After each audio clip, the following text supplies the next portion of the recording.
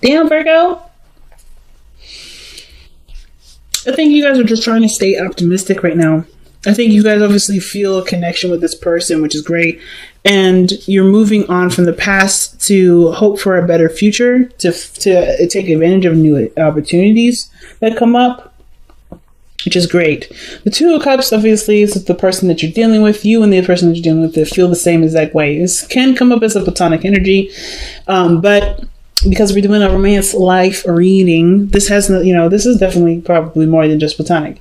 So there's a lot of things that you have in common, a lot of things you feel the same about, and you guys can move in a really good direction with that. So how we get that? The Ace of Wands, a lot of passion, excitement, lust is coming back into the relationship. I feel like for some of you guys are in an established relationship already, you're kind of falling back in love with this person again, because you're able to leave behind the past and strive for more of a future, a better future, a brighter future, a future where, things, possibilities can, are endless. That's why I feel like with the Six of Swords all the ways is that there's endless possibilities of greatness. And leaving them behind the past is one hard thing to do, but you're doing it. Okay? And it's definitely not an easy process, but it's a rewarding process. It's definitely one of the most rewarding processes that I personally believe comes out of the tarot here. So moving on, like creating a new atmosphere, looking for new horizons, right? Finding a new space to grow and manifest what you want. Now, in the past, things were definitely really confusing. A lot of decisions as to what you want. I think there was a lot of things around you that kind of helped to formulate this decision. But most importantly, there's a lot of cool, interesting things about maybe a particular relationship or how you may want a relationship to go. But you never really was quite sure which one of those things had to be it. But I kind of feel like you took all of these cups, took all of these options, took all of these ideas and made it into one thing. Made it all, maybe you decided that you wanted all of it. And you are now, your cup is full and ready to go, ready to start a new love journey. This is where I was definitely seeing maybe you guys are falling back in love with the person that you're currently with and that you currently had things with or relations with beforehand, but things are just not very clear. Things just kind of felt like things were just like a fantasy or too good to be true. Or some things may have just been just outright just bizarre. And maybe put you in a position really to think about what you really wanted in our love life so that way you could have it. So the Ace of Cups, right? I think you picked the cup, you figured out which one you wanted out of this group, or you made all of those options of a thing of its own, right? You know exactly what you want, you know what you're desiring, you're ready to go after what you want. And this person is so passionate, so sexy, guys. The King of Wands, absolutely scrumptious, but you're not there for their body, but you're allured, you're attracted to them, and you have such a strong, feeling for them. Like there's something with the Ace of Cups. This is new love. If they haven't already approached you and have expressed how they felt, then you definitely are feeling something towards them regarding that already. But this energy that you have here is a strong, potent energy, very romantic, very exciting. The only thing I have kind of concern going on right now is this 10 of Wands that's in your future. Being overburdened with responsibilities and tasks, feeling like you've got too much going on, too much on your plate. Let's see why the 10 of Wands is coming up in your future like this. Because of the 3 of Pentacles, planning for the future. Why is planning for the future too much? Because because of the 2 of Wands, action needs to be taken. Maybe not sure where to go. So already to me, with the 10 of Wands, is saying, it kind of gives me this vibe that for some of you guys out here, you already have a lot going on in your life, and just you want to expand, you want to move forward in the relationship. But of course, right, with that 10 of Wands and the Justice card that came out earlier, I kind of feel like this is really where the whole balancing your life out situation comes in, to create space to have what you want. Because I feel like you see great value in planning with the future with this person. That's why you're planning it. And there's obviously action that needs to be taken to obviously make this idea a reality. I think it's just that with the 10 of Wands, you kind of feel like you're swamped and you're kind of doing this on your own. But you have somebody around you that can help. Like, for instance, I think the only action that may need to be taken is actually trusting the person with taking on responsibility, so that way you don't have so much. Because the Three of Pentacles, yeah, it's planning the future with the person. So that may be looking at their strengths and their weaknesses to see how they can help you move forward with this. Because this is something that is requiring both parties to participate.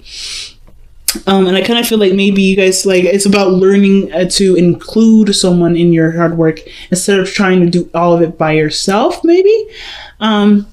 Which definitely is a learning curve all in itself. So why do we have the Knight of Swords in your best path to follow? That's the Knight of Swords is usually someone that comes in charging in with an idea or perspective and not necessarily interested to hear what anybody else has to say. He's really quick to move with something. He's really quick to start arguments. And the Knight of Swords usually means, like, you know, to go after something, to fight for it, right? If you truly believe in it and it's something that you stand by, go for it, right? And the Knight of Swords is charging towards the page, the Ten of Wands, right? Charging right through it. I want to know why we're having that card. It could be that, you know, it could be that the situation is just telling you to go, you know, full steam ahead. You already have your heart connected. You already, like, have, you know, this is like something that you may want. Knight of Swords may be saying, hey, going for it is the only way things can actually happen and grow. The Ten of Wands too, as a little quick thing to say. Ten of Wands is a perceived future. So typically, how I see this is like not only like you may be feeling like, oh, this is love at first sight. This is an opportunity for love to grow. For those of you that are single here, this is a brand new person, and you're feeling really drawn to this person. There's potential for great happiness, and you just have to take the risk and go for it. But I feel like maybe the perceived future is that things are going to just get overwhelming, and you're not quite sure of how to move forward with this person that you may have had ideas to move forward with, you know? Like, you don't really, like, you're planning to commit to this person or to move forward, but that requires commitment, but you're not really sure either how that's going to go, what's going to happen. Don't let the future be the thing that stops you from pursuing something that has endless possibilities. There's no way to know if you're going to get stuck here with the Ten of Wands or be overburdened with responsibilities and commitments. It may be that, you know, you see that it's going in that direction because, you know, there's a lot of a lot of stuff that you're dealing with, but this person kind of is the only person that kind of makes sense in this whole situation. I don't know. Let's see. Why is the Knight of Wands Virgo's best path to follow? And that's communication. That's Mercury. So I kind of feel like, I mean, even though it's Gemini's ruler is Mercury. So I kind of get this feeling that for a lot of you guys, it's about communicating your truth with this person. You know, just kind of like being honest with yourself, being honest with them. Just go ahead and say it. Kind of rip the bandage off real quick. But yeah, kind of get the feeling just rip the bandage off. Just be honest with yourself about what you feel about this person and commit to it. To be honest, because I think you're already standing your ground and defending the thing that you're already committed to with the Hierophant. Like, this person is already yours. You're already, like, really kind of solid to get into it, or the dilemma is committing to something without really having any know about whether or not this person is going to commit to you or not. The Knight of Swords is very quick moving and very fast. And I feel like if you already feel that way, the situation doesn't need to move any slower. It's just like, it's kind of keeping to the authenticity and the genuineness of your emotions by just going however the speed is of your heart, right? If you feel drawn to this person, you want to move forward with this person, you want to see how this goes, you can exclusively date them. It doesn't mean that you're moving too fast. And the Seven of Wands could be like, you know, stand your ground to defend. I feel like, you know, when it comes to the Knight of Swords, be true about what your truth is, right? Be honest, be open, but also be, you know, of course, I wouldn't necessarily say to wait till the person commits to you, but more of like with the Hierophant and the Seven of Wands, there may be something here that you've already committed to in your heart, but you know, as far as the growth of the relationship, commit to what you're willing to commit to and let the other person, you know, and then just kind of discover the person along the way. Do it without condition. Do it where there is a lot, you know, it's just based off of you and being true to yourself and being honest with you, right? And not necessarily hold back until you know that the person's committed, because that doesn't really bring the relationship anywhere. When you commit, things can move forward because you are already like 2 feet in, right? and you can do the thorough research and the understanding of the person because you are theirs and they are yours, right? As long as you have that in there, they don't have to like justify it. I feel like the situation is saying it doesn't necessarily need to be justified, but the person, this person's already yours. The fact that the King of Cups, the King of Wands, and the Ace of Cups come up together, I feel like this person's already yours. This is something that's already a desire, and they're already there. They're already existing. This person has a lot of energy around them. That they have a lot of vibrancy. You're very attracted to them already. You may as well just go for it. So the King of Wands, very attractive, very energetic, that loves to do stuff. This person is like very active. I don't know if they own their own business or they go to the gym all the time, but this person is super active all the time. But this person is also someone that is very spontaneous, very romantic, very creative, and they're very confident in their individuality. They're very confident in themselves. They're very quirky, but they have that's a beautiful quirk.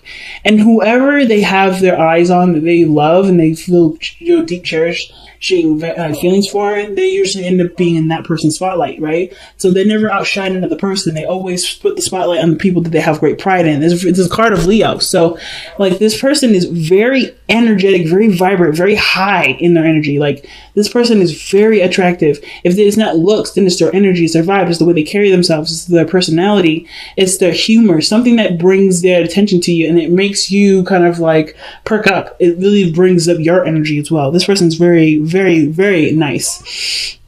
But I feel like too, this is someone that you may have already met, someone that you've already known for a while, someone that you may have had off and ons with. But this could also indicate this is someone that you may have feelings for, that that you may want to express love to.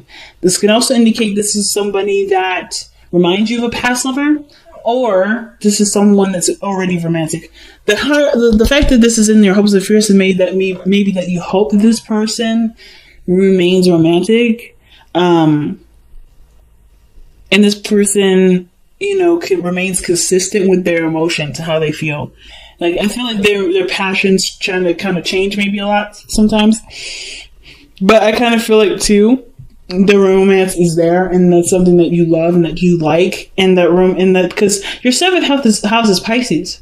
So the fact that you have Pisces as the Knight of Cups as your hopes and fears, I feel like you hope that the relationship continues to stay dreamy, stay romantic, stay keeping you on your toes, and like always making you feel like butterflies in your stomach, like feeling like you're falling in love over and over again. Every day, like fresh out of the box. And I kind of feel like that's what you guys want the consistency of. You want that to be consistent. So with your outcome coming up like this, I don't mind this. The Two of Wands is very similar to what you have in your future. And I always kind of usually read the outcome in the future is very similar. But the outcome usually means if the energy remains the same, where you kind of feel like what do you do? What do you do now? How do you move forward? How do you expand in this relationship? What action needs to be taken, right? What choice have you made to move forward in your relationship with this person, or to advance in some feelings that you have? And the only person that can answer that is you, right? What decision that you're kind of left with the decision, right? You have a beautiful relationship that can blossom and go so far. What are you willing to do? Or like, what do you want to do about it? What is your first step? But do it, coming from a pure, genuine place of pure wanting to action wanting to be put into it. Not really what you can see or what you can get out of it, not necessarily results, but what is truly what you want to feel out of it. Like, what do you want to express in this moment? Being in the moment with the person. Very big, fam. Very big. Let's go ahead and see what you guys have for your wisdom of the Oracle cards. Okay, a change in the wind. So no action needs to be taken at this moment. So that means that there's a lot of stuff that's happening, a lot of things that are adjusting, and right now it's just being in the moment with the situation. Not trying, nothing wrong with planning ahead or anything like that, but you don't want to take action on what's being planned on right now because there's just too much going on. It's probably what you guys were seeing here with the Ten of Wands. There's a lot of stuff happening, a lot of things are changing, and there's nothing wrong with planning for, taking action, but taking those steps towards that plan may not be the ideal right now, okay? And this is surrender your ego. Ooh. Cultivate gratitude, be of service to others, and come from your heart, man. Genuine feelings, like I was saying, coming from the heart, being in the moment. A big ego can work against you, but humility will further your goals. Okay, I'm not gonna lie, I feel like pulling an extra card for that. Why is the surrender your ego card coming out for Virgo?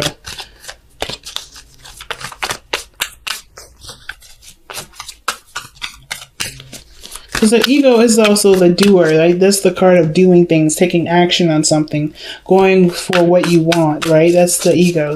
That's usually something that takes action.